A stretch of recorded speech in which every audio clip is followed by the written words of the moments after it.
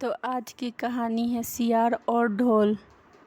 अब कहानी स्टार्ट करते हैं। एक बार एक जंगल के निकट दो राजाओं के बीच घोर युद्ध हुआ। एक जीता दूसरा हारा। सेनाएं अपने अपने नगरों को लौट गई। बस सेना का एक ढोल पीछे रह गया। उस ढोल को बजा बजाकर सेना के साथ एक भट्ट व चरण रात को वीरता की कहानियाँ सुनाते थे। युद्ध के बाद एक दिन आंधी आई। आंधी के जोर में वह ढोल लुढ़कता पुढ़कता एक सूखे पेड़ के पास जाकर टिक गया।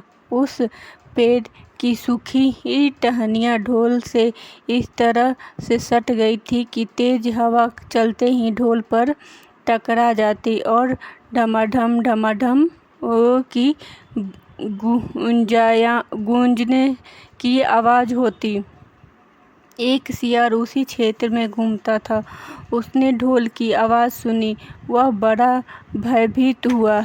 ऐसी अजीब आवाज़ बोलते पहले उसने किसी जानवर को नहीं सुना था। वह सोचने लगा कि यह कैसा जानवर है जो ऐसी जोरदार बोली बोलता है। ढमाढम सियार छिपकर ढोल को देखता रहा, यह जानने के लिए कि यह जीव उड़ने वाला है या फिर चार टांगों पर दौड़ने वाला। एक दिन सियार झाड़ी के पीछे छुपकर ढोल पर नजर रखे था। तभी पेड़ के नीचे उतरती हुई एक गिलहरी ही कूदकर ढोल पर उतरी।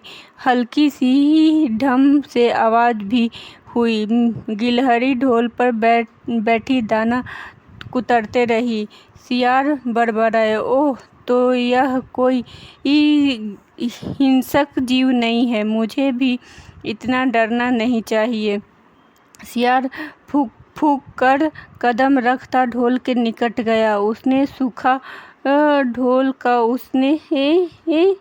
उसे न कहीं सिर नजर आया और न पैर। तभी हवा के झोंके से टहनियाँ ढोल पर से टकराई। ढम आवाज़ हुई और सियार उछलकर पीछे जा गिरा। अब समझ में आया। सियार उठने की कोशिश करता हुआ बोला, यह तो बाहर का खोल है। जीव इस खोल के अंदर है।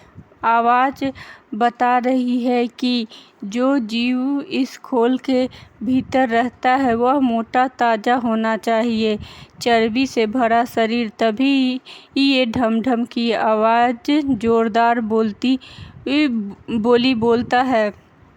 अपनी मांद में घुसते ही सियार बोला, ओ सियारी, दावत खाने के लिए तैयार हो जा। एक मोटे ताजे शिकार का पता लगा कर आया हूँ। सियारी पूछने लगी, तुम उसे मारकर क्यों नहीं लाए? सियार ने उसे झिड़की दी, क्योंकि मैं तेरी तरह मूर्ख नहीं हूँ।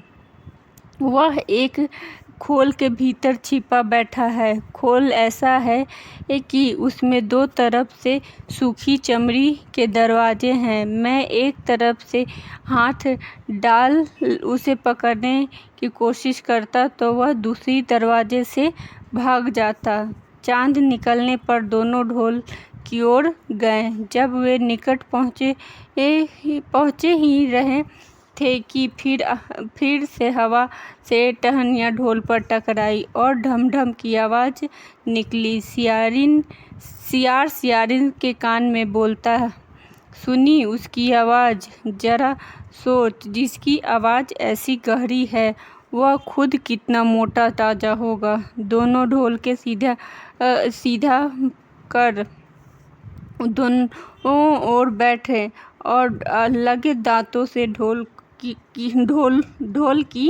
दोनों चमड़ियों वाले भाग को किनारे से फाड़ने। जैसे ही चमड़ियाँ कटने लगी, सियार बोला, होशियार रहना, एक साथ हाथ अंदर डालना, शिकार दबोचना है। दोनों ने हूँ की आवाज़ साथ में हाथ डाला तो ढोल के भीतर अंदर टटोलने लगे। अंदर कुछ नहीं था। एक दूसरे के हाथ पकड़ में आया। दोनों ने चिल्लाया, यह क्या, यहाँ तो कुछ भी नहीं है, और मैं माथा पीट कर रह गए।